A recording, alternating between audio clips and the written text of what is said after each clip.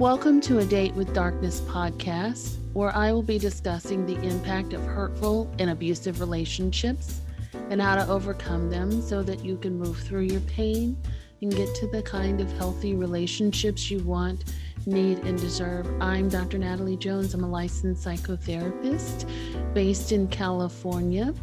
While I hope that you find this podcast educational and informational, please note it should not be substituted for treatment with a licensed mental health professional. Also, due to the nature of the podcast, some of the information presented on the show can be sensitive to some of my listeners, so please note that listener discretion is advised. Welcome to the show. So happy to have you on. Hi, thank you for having me. So please, for our listeners who may not be familiar with you, just go ahead and jump right in and feel free to introduce yourself and tell us about yourself. Sure. So my name is Dr. Alicia Hodge. I'm a psychology associate in Northern Virginia, and primarily I provide individual therapy with people. And I also speak to various types of groups or organizations about things like mental and emotional health. I love to do things like be on panels and do workshops and, of course, podcast interviews just to give people more information outside of the therapy room. My particular specialty is anxiety, as, of course, what we're discussing today, and how it impacts people's lifestyle. And I generally work with individuals who, of course, have formal anxiety disorders, but also people who may be coming in or want to understand more about why they feel so worried and sort of understanding how to walk through that worry and looking at how it's impacted different parts of their life, whether that be at work, at school, and, of course, in their relationships. Okay, so essentially you are an anxiety guru, it sounds like. A little something. Now, how did you get into that sort of specialty? Yeah, that's something that interestingly I think happened over the course of my training. In the beginning of my graduate program, I did some work at an anxiety disorder center. And I was immediately drawn to the type of work. I think in some ways I very much so empathize with the idea of overthinking at times or worry, because naturally anxiety is something that we all experience. Right. So it's not exactly a foreign thing to anyone. And I've just really been drawn to how distressing it can be and have learned some great ways to apply techniques that can really bring that down. So I just got drawn to it so immediately, and it's just so interesting to me to see how we each react so differently in similar situations based on our own perception of the event. Right. And can you tell me a little bit, for our listeners who may not know, let me just go back for a second. So a lot of people toss around the word anxiety. Can you explain what anxiety is? Sure. So anxiety, I usually like to frame it as anxiety is a natural experience. It is something that happens to us to kind of get our attention. So oftentimes, if you remember like, oh, I was supposed to send that email, or, oh my goodness, I need to call someone back. That is a brief experience of just kind of anxiety that sort of gets you going. That's usually a productive type of anxiety. Now, there may be times, though, where that anxiety is not just to alert your attention, but it's actually getting you stuck on something, and you're sort of ruminating and overthinking about it. And that leads to much more unproductive behaviors, more sort of stressful feelings and experience. And it feels quite frightening usually. Right. Okay. And so just to take it a step beyond that, I know that anxiety is classified in our Diagnostic and Statistical Manual of Disorders, which is the DSM, which we classify it as a psychiatric disorder. But I'm of the frame of mind that anxiety is more of a symptom as opposed to a disorder in and of itself, like it's a manifestation of that. And I'm curious to know what your thoughts on that are. I like that you say that because anxiety is so present in so many things. And you're right, to sort of classify an anxiety disorder, it can be a little misleading because if you actually look in the DSM, there's always so much the term differential diagnosis when we sort of are trying to determine is this one thing or another. Oftentimes when you look at anxiety disorders, it can show up, anxiety, it shows up in many disorders because it's ultimately, as you mentioned, that experience or fearful sort of feeling that can range all the way from, if I'm having auditory hallucinations, that might make someone anxious, of course. Additionally, if I'm reliving a traumatic experience, I'm going to feel anxiety as well. So I do sort of like your take on saying that it's very much so a common symptom across the board. Right. And we can definitely have it in a variety of situations. And today I have one to talk about being anxious in love, which is a very interesting topic. And it's one that I know that a lot of my clients, it can resonate well with them. And I'm just curious to know, what does it mean when we say that someone is anxious in love? That's a good question. So based on what we were just talking about, being anxious in love is sort of carrying that symptom or that experience into your relationship experience. So there may be situations in which, as we mentioned, like you're consistently worried. And at sometimes it may be a bit disproportionate to the situation. So for example, if someone maybe didn't return your phone call, it might be natural to think to yourself, I wonder why they did not call me back. Whereas perhaps to be more sort of the classification of anxious in love, it might go into the interpretation as well of what does that mean? Why they didn't call me back? What does that mean about this relationship? What does that perhaps mean about me? And sort of may fall into a pattern of overthinking that, as we know, can sort of lead to a lot more impulsive behaviors or even unhealthy behaviors. That sounds very familiar. Can you walk me through, and I know you just talked a little bit about this, can you walk me through some of the signs, symptoms, and characteristics of someone who's anxious in love? And if you could do it in such a way that you can show it on a scale or a spectrum. So for example, someone who has a little bit of anxiety in their relationship, Sure. someone who has a moderate amount versus someone who has severe anxiety. Oh, so someone who may feel anxious in love, as I mentioned, might experience consistent worry. So if I looked at that at maybe sort of a minimal amount, as I mentioned, you might wonder, I wonder how my relationship is going. Where is this going? I'm not too sure. And you think it over a bit, and you may worry a little bit. You may even check in with your partner, like, how do you think this relationship is going? But oftentimes you may be satisfied with the response that you get. Whereas if you were looking at perhaps a more moderate level, it may be that you have been sort of swimming in some of these ideas of, you're in the relationship, but am I desirable? Will this continue? When will this turn bad? I'm starting to look for things that my partner is doing that perhaps show me that they're no longer interested in me, although they haven't said it. But I'm just looking out for it, and I'm thinking about it, and I'm analyzing our dinner conversation. I'm analyzing the text message they sent me last week. And that might be sort of still manageable, but it may be a source of distress and a little bit of stress and sort of conversations and perhaps even a little bit of disagreements in your relationship. If you're asking about these things or having certain reactions to situations that your partner may not agree with.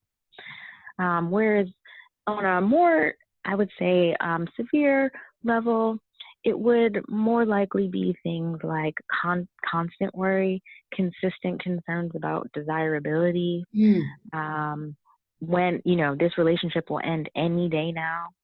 Anytime my partner does not, maybe these unspoken rules, if my partner doesn't text me back within 30 minutes, that means they don't want to be with me anymore. You may do something impulsive, like, I haven't heard from you today. I'm going to drive over to your house and knock on the door in the middle of the night to see if you're there. So those are when the things, I think, start to escalate and really sort of get in the way, and cause a lot of distress within the relationship. Is definitely worth taking a step back and asking what's going on here. I see. And so thinking about the scale or the spectrum of anxiety, is there something that people who are worrying and who are anxious in love are looking for when they're having these anxious thoughts like this? Are they looking for some sort of validation? Are they looking for proof, as someone might say? Or what are they looking for when they have these anxious thoughts? Do you know? Yeah, I do believe that it's a combination of those things. Oftentimes, within that experience, as I mentioned, we all have gone through a time of feeling anxious. And a lot of times what feels good in those moments is reassurance. It's for someone to say, no, it's okay. This, in a relationship context, I'm here. No, that's not true. It's fine. We're good. And ultimately that can stand as, reassurance for the moment. But I often explain to people that if we don't sort of get to the sort of more of the cause of the anxiety or the ideas behind what are causing these feelings, as you mentioned, that's only going to be a Band-Aid. And that, honey, everything's okay, is only going to last you for so long before you sort of say, I'm not sure. Let me double check on that. Yes. And my worry is that someone on the lower end, their worry is a little bit different than someone who is on the severe or the moderate or range, especially when things start to come pathological, or, as you say, they may drive over in the middle of the night because they haven't heard a response. And so I would think that someone on the higher end of the scale, that maybe their thinking is, or their anxiety is more of a form of paranoia, or it could be more of a form of paranoia, or and also just, and it's, a lot of it is just a very limited ability to tolerate that uncertainty, because oftentimes, if you don't really, relationships can be quite uncertain, and if you don't have that, I definitely know, I know for sure. Some individuals have a hard time tolerating that, and they're like, I need to know for sure. And as in that example, the only way I know for sure is that I lay eyes on this person. Yes. And there may be some people who don't worry as much that could sort of maybe kind of talk themselves out of leaving the house to say, oh, I really would like to see them. Let me just text again, or, sort of maybe rationalize a little bit easier. But oftentimes when we are, physically activated and emotionally activated, it can be very difficult to regulate the anxiety, which usually leads to the more impulsive behaviors to get that reassurance. Definitely. I would agree with that. And so this manifestation of anxiety in the relationship, where does it come from? What is this caused by? Well, I find that relationship anxiety or insecurity is often based on prior experience. And interestingly, that can be personal or vicarious or observed experience. So because I have met young teenagers who are very much so anxious in love, maybe someone outside of the norms of, as we would expect teenagers entering into relationships for the first time would be anxious. But in speaking to them more, I find some of your views or perceptions are from maybe your family of origin, maybe your parental relationship that you have engaged in or observed. So oftentimes I've noticed that prior experience can create some internal rules, and that begins to shape our reactions to different situations, which can become really challenging. I would think so. And I'm just curious, you know, in your practice or in your work with your clients, what kinds of relationships do you see people being anxious in? Well, that's a good question. I've actually found that the types of relationships I see anxiety forming in are when someone's really either entering into that initial stage of Mm, I've made the decision that I like this person. I'm going to express that. I'm going to be vulnerable and put myself out there. And then it can be very overwhelming because you have totally opened yourself up to uncertainty. Will I be rejected?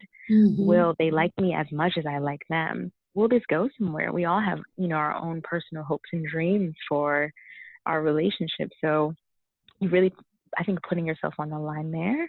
I see a lot of college and grad students as well who are dealing with sort of figuring out their own development in their lives in the context of wanting to start relationships and having Mm-hmm. families and things like Mm-hmm. that.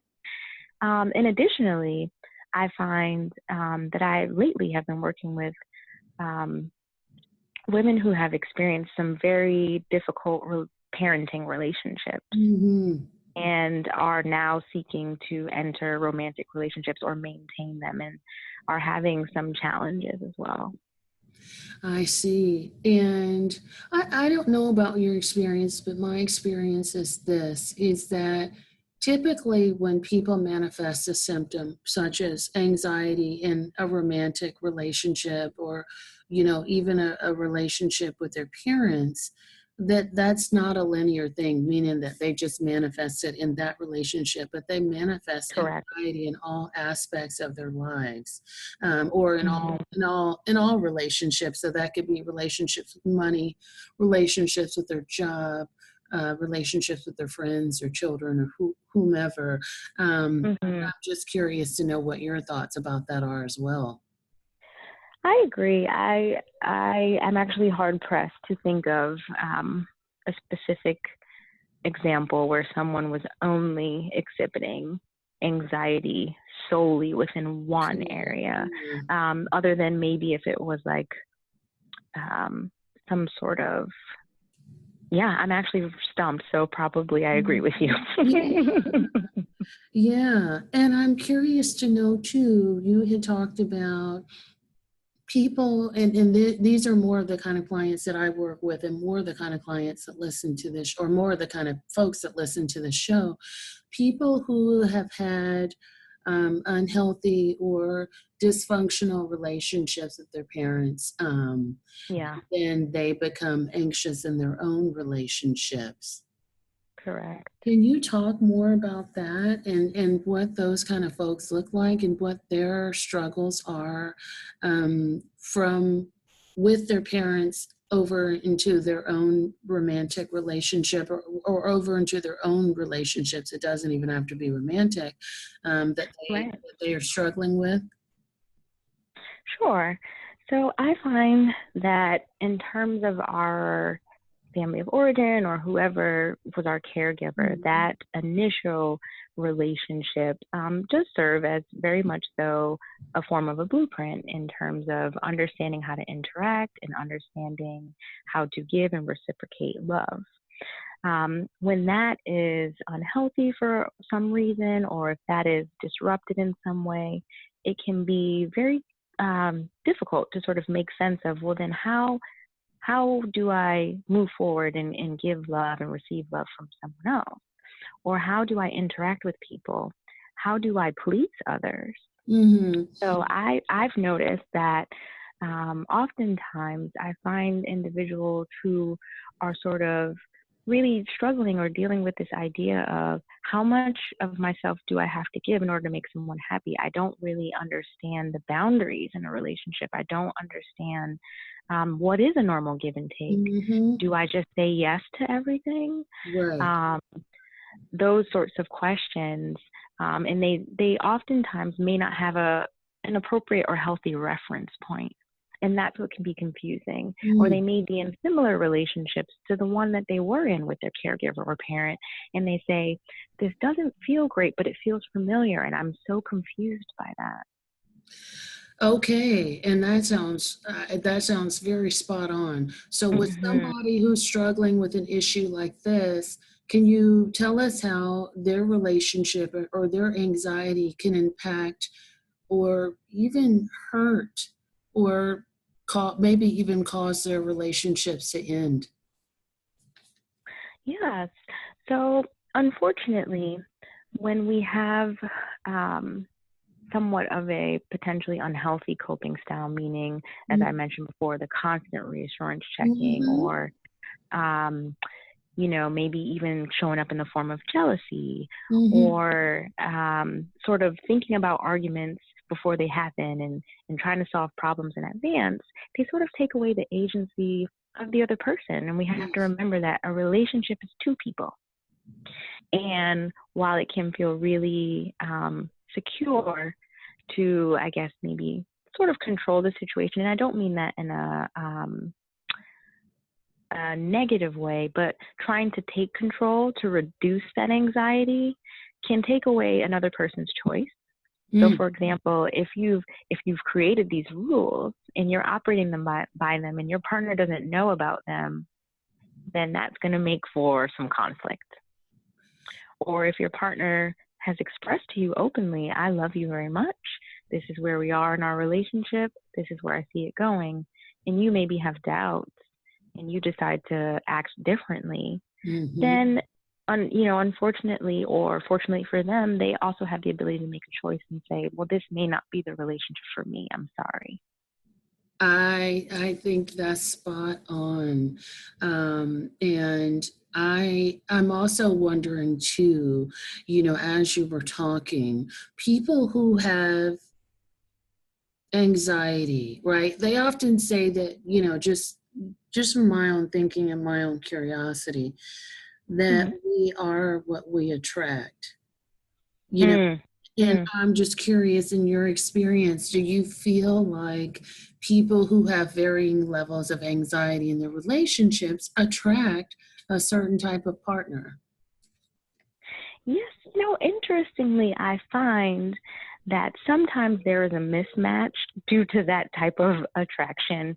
And what I mean by that is someone who may be very anxious may actually choose a partner who's much more decisive, and a partner who's much more, um, I don't want to say straightforward, but I think that what I'm reading here for myself is that people who come off as abrupt and very decisive and maybe Mm-hmm. not wavering, which can be helpful at certain times when, if you're experiencing, as we mentioned, anxiety in other areas, your partner Mm-hmm. says, don't worry about it, I'll make the phone call for you. Mm-hmm. Don't worry about it, we're going to go to this restaurant. But when Mm-hmm. it comes to more sensitive matters, and your partner may be saying, don't worry about it, that doesn't really fly. And then it ultimately sometimes feels like a bit of a mismatch at that time. Sure. But it can be difficult. Sure. Sure.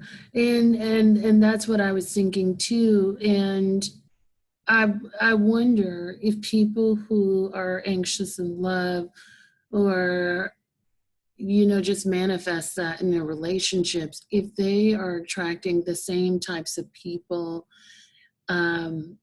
with the hopes of a different result. Kind of like, if they had some kind of relationship with their parent, maybe they're attracting someone who was exactly like their parent, and they're hoping that that story with this new person will have a different ending. Yes, absolutely. I think that I have witnessed sort of this concept of, you Mm-hmm. know, this is somewhat similar, but it will be different this time. Mm-hmm. Or, I will conquer this challenge per se this time. But ultimately, what can be difficult is someone may be attempting to do so, but if you're doing that with the same strategies you've done for the past several relationships, it may be the strategy that just needs to change. Hmm. Yeah, that's a good, excellent point. That even if you're attracting the same kinds of people, that may be the strategy that needs to change, right? And even in the interactions that they may have had with their parents, even if it's dysfunctional, it might be how you strategize and handle the dysfunction that makes all the difference, Mhm. so that you don't have to take on the brunt of all those feelings. Yeah. And also ultimately, I do think, of course, especially in therapy work, it is important to address how has this affected you? How Sure. has this shaped your beliefs? Let's take these beliefs and lay them on the table and let's look at them and what do you think of them? Because ultimately in my work I do feel that those beliefs can change. So if we can name them and we can observe them and make that decision of this can stay, but this one I think maybe I should modify, Right. that will also, hopefully, more than likely come out with some different results as well. Excellent. What's I would agree with that. And I'm just curious to know, from your viewpoint, what's a healthy versus unhealthy amount of anxiety to have in a relationship? Yeah, so that is, of course, a very individual and personal Sure. question for different people, because I do find that Mhm. some individuals can hold um, someone's anxiety much better than others. However, I think that looking at your partner, I'm speaking maybe from the other perspective, if you are the partner maybe who is not experiencing as much anxiety, maybe sort of understanding for yourself where the issues lie. So is it simply in behaviors? So if someone is maybe texting you too much for your preference, Mhm. if you and your partner can come together and sort of establish some sort of compromise or just some minor boundaries around communication and things like that, Mhm. it may be more than worth your while to sort of engage in that conversation and try it out and set limits and Okay. understand the effort that it's going to take as well.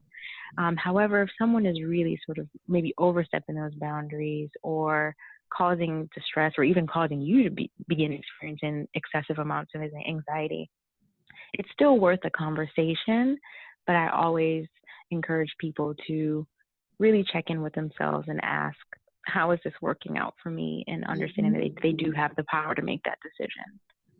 Fair enough. Okay, and that sounds like that's good. But the one thing I run into is that people don't really know that they have a problem, or may not Mm, necessarily know that they have a problem with anxiety, or that they're having a problem. there. Yeah, and I'm just curious, for someone who may not necessarily be able to say, okay, well, this is anxiety, or this is something, and I need to go see someone. How can someone who may not have essentially enough insight know that they have a problem? That's a good question.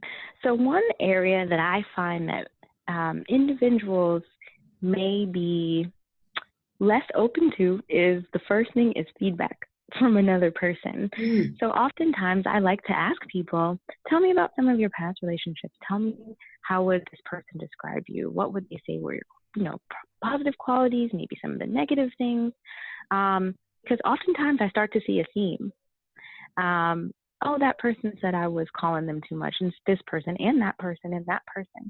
And ultimately, I will maybe circle back to that and say, well, let's talk about what made you call so much. yes. Yeah. Because we tend to get down to, I was anxious, or Mhm. I was uncertain, I was unsure, I thought they did not love me anymore, or something of that nature, as we discussed. So the first is be open to feedback. Just do a small mental review of maybe some of the feedback you've gotten, and are there any themes there? Also, I sort of ask people, can you wait? So if someone is sort of feeling the urge to do or ask something or have a particular conversation, I say, what would happen if you had to wait until tomorrow? Mm, Because that can be very telling in terms of what does that bring up for you physically, emotionally? How do you feel? Some people, I absolutely could not wait. Well, then maybe we should talk about that. yeah.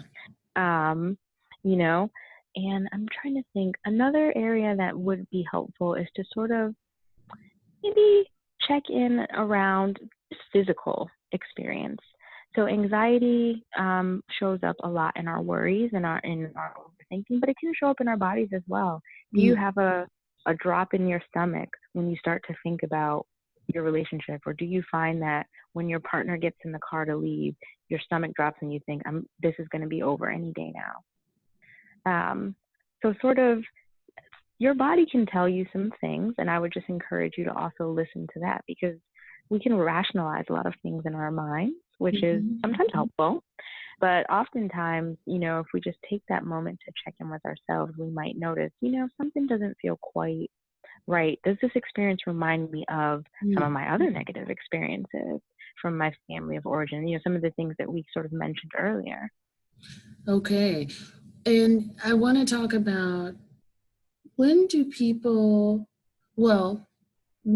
should someone reach out for help in managing their anxiety in the relationship versus when do most people actually reach out and get help for their anxiety in relationships? That's a great question. So I find that most people unfortunately reach out either in a state of crisis, meaning my partner told me that it's pretty much over, or my relationship just ended and I'm thinking that perhaps it was due to the way that I was behaving or the way that I thought about things.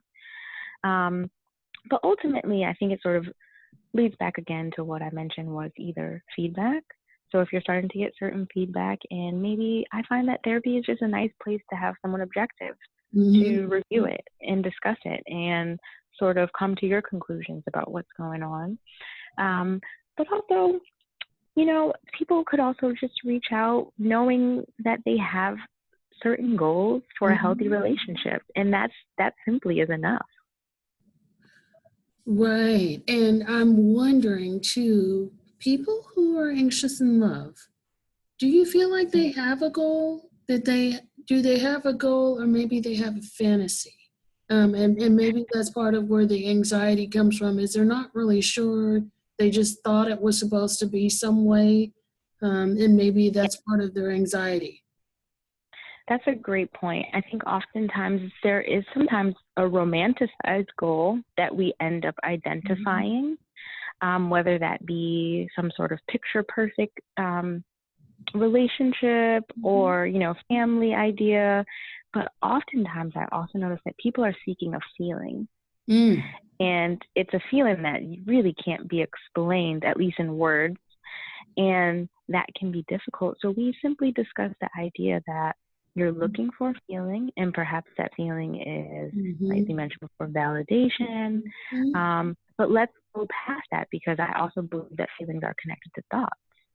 So what do you think that feeling would mean? What does that feeling look like? We do a lot of just exploratory work around, let's define what the goal is, and if that's something that's romanticized, or even something that you actually want, or is that something that you maybe piece together? I see.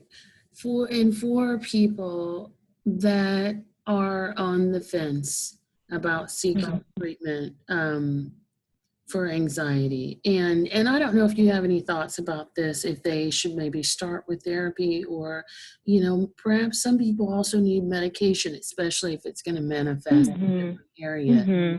And there's a lot of people who are very resistant to mental health treatment because they feel like they don't want to be dependent on anything. Absolutely. Or, treatment or medication or anything. Yeah, it can be quite difficult, just with the stigma of therapy in general, which I try my best every day to normalize. But ultimately, I have found that some people find solace in starting maybe at a lower level, which might be a support group. Maybe not specifically for anxiety, but maybe for others who are looking for relationships. Or, I have seen online in the past, I think maybe on something like Eventbrite, it was a meetup for people who've been hurt in relationships before. And I thought, oh, that's interesting, because at least it opens up the door for a conversation to hear from others, because it can be very helpful to hear from others who have gone through these situations and how they dealt with it or what occurred. But ultimately, I think that the personal work probably will go further with a therapist, but I'm of course biased.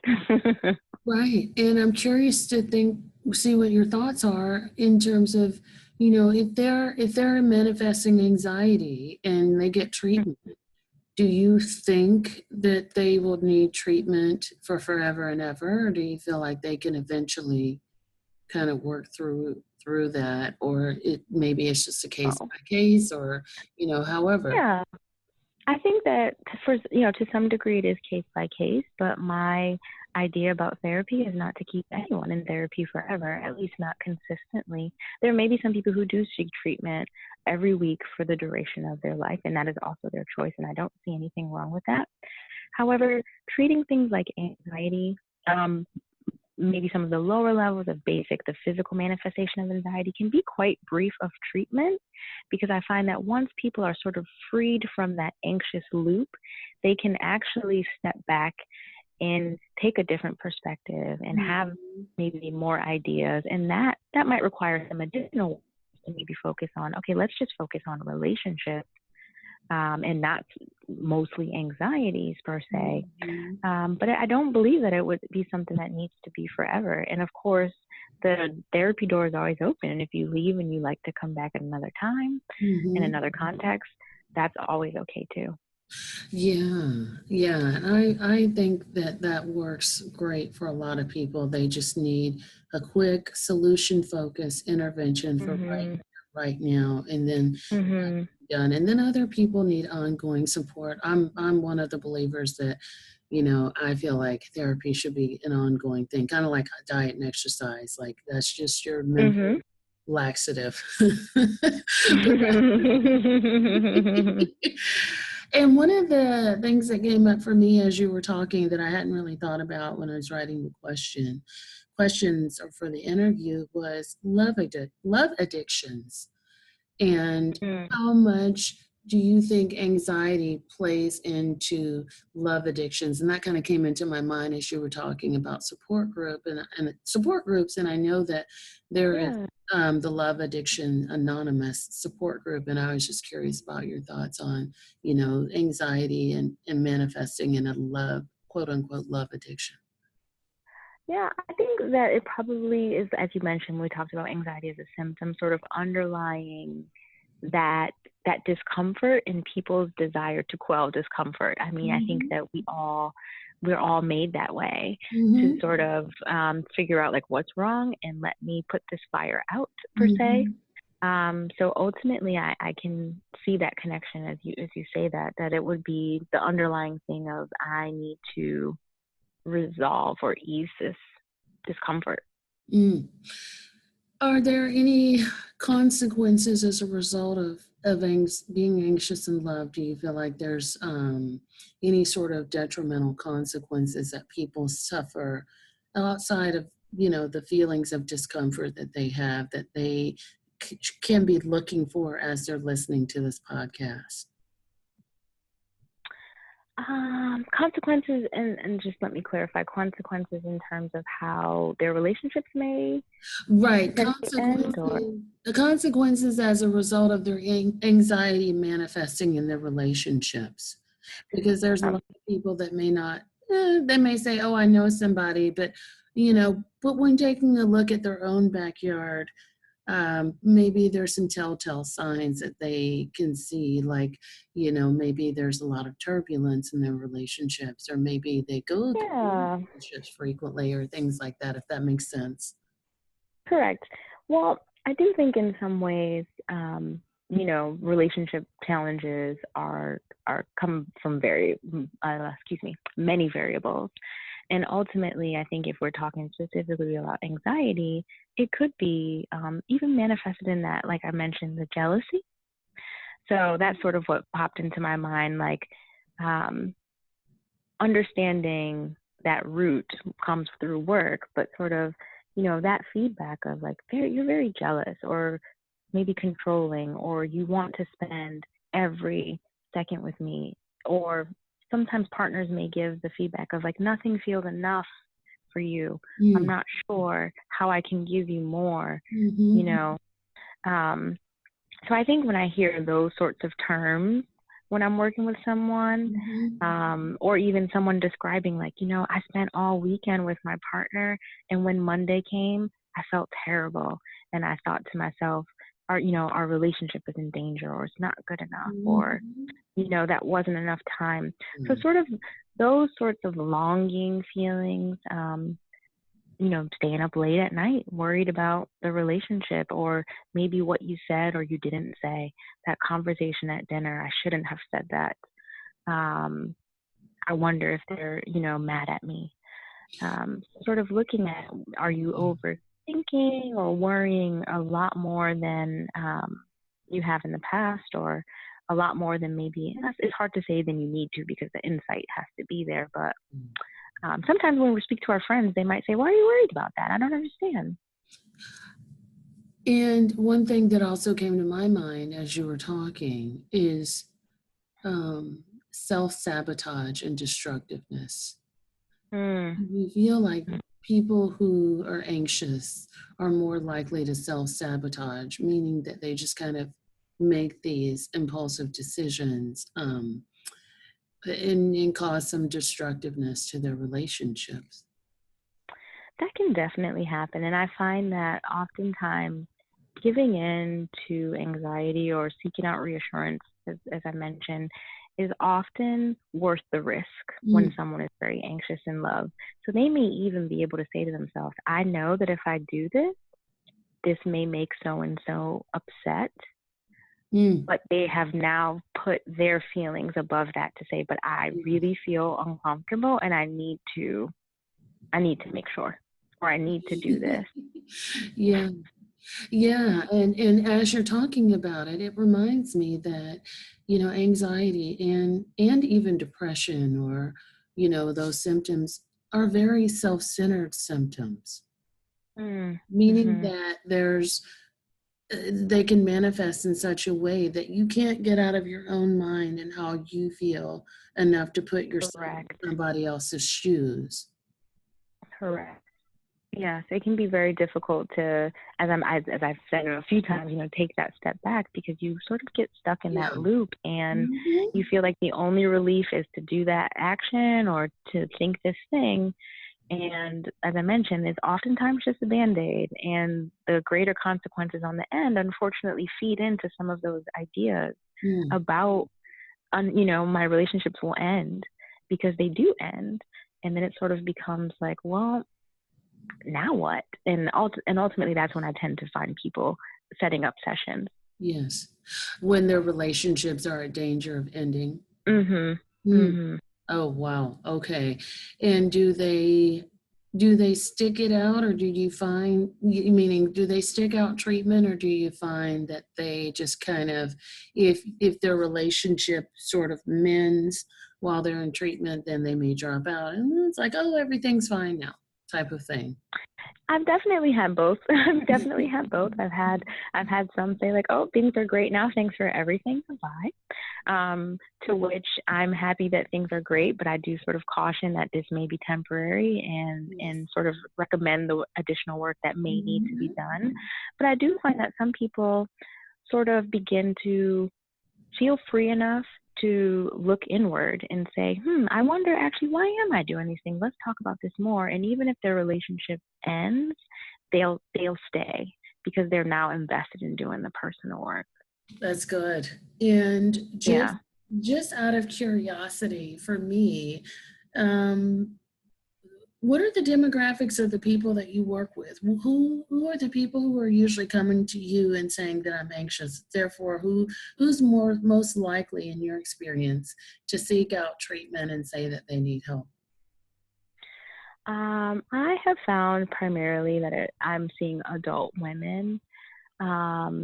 And I've actually been pleasantly surprised that I've been seeing more younger women who are actually coming in and maybe looking at their parental relationship and saying, something about this is not where I want to head. Maybe that's not their entire statement when they come in, but that's sort of what's in there. And they're able to say, I see myself doing these things, or I'm having some struggles, and I definitely want to get ahead of this if possible. Okay. Do you? And I also am seeing some older adult women who maybe have gone through multiple relationships and they're saying, you know what, I'm doing some reflecting and something's up here. I see. And do you think that anxiety, depending on where they are in the age spectrum and maybe even cultural spectrum or culture, um, do you think that they manifest it differently or have different types of symptoms of anxiety?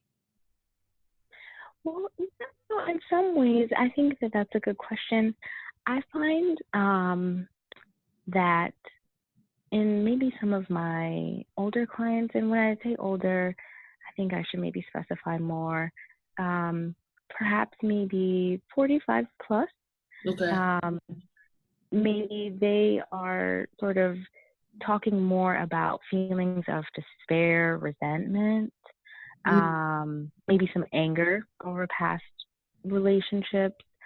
Um, Whereas I also notice a little bit more, maybe the term is irritability in my younger clients, sort of like, I'm very fed up with this relationship, or I'm really frustrated, and that's why I'm here.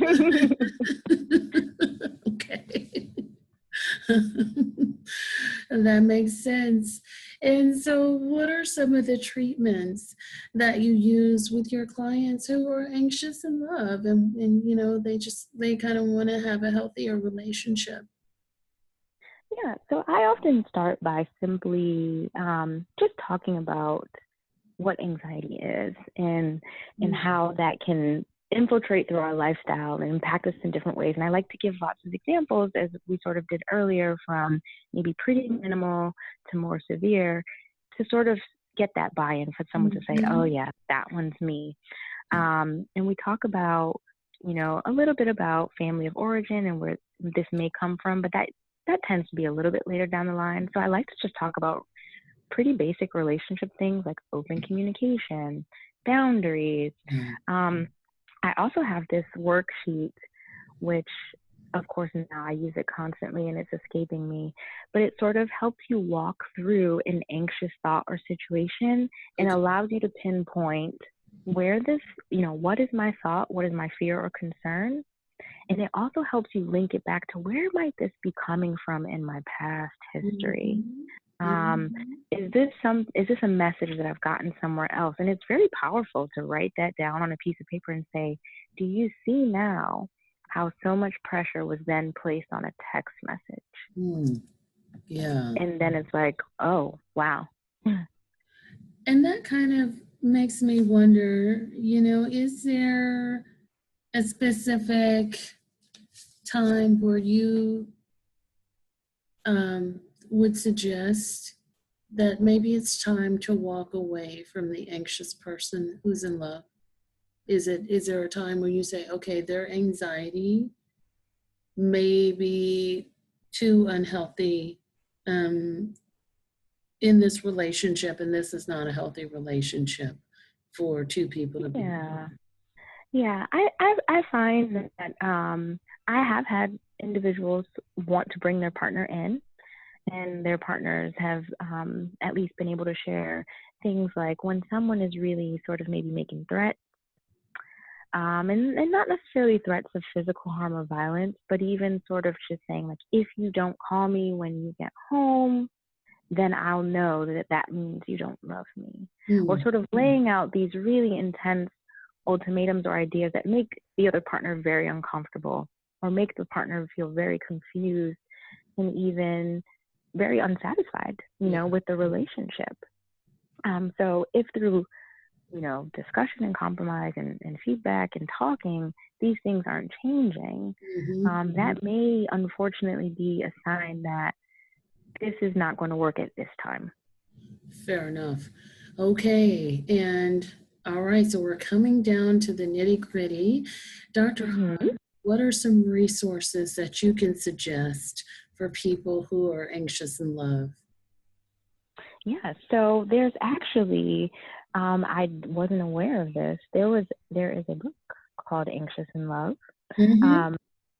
And I like this book because it talks about sort of what you mentioned, managing that symptom of anxiety in general, and how you can manage that throughout your life, but also how to work on conflicts and be connected with your partner. I think that's the aspect of the book that I was able to review that I liked.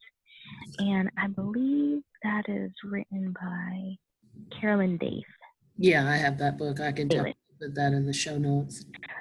But there's also another book that I actually really like that's more focused on anxious attachment, which sort of relates to our family of origin and our sort of our style. And that's called Insecure in Love. Insecure in Love. So there's definitely an overlap. But what I like about that book is I feel that it helps the person who's experiencing it really sort of hone in on this is why I'm going through, this is why I have these feelings of jealousy, neediness, or worry, and how I can kind of work through that. Okay. All right. Fair enough. I like those. I know I have the first one. I don't know if I have the second book, but I'll definitely make sure to check that out on Amazon. And Dr. Hodge, how can people reach you if they want to connect with you and find out more about you? Sure. So if people are interested in learning more about me, I actually have my own website. It is www.helpmehodge.com. I'm also found at that name across pretty much every social media platform, Instagram, Twitter, Facebook. And if you would like to email me, you can find that link through the website. But additionally, if you're interested in services, you can reach me directly at ahodge@centerforcbtca.com. Okay, great. Well, it has been such a pleasure. This conversation has been so insightful. So thank you so much, Dr. Hodge. Thank you. I loved our conversation. I did too. Thank you.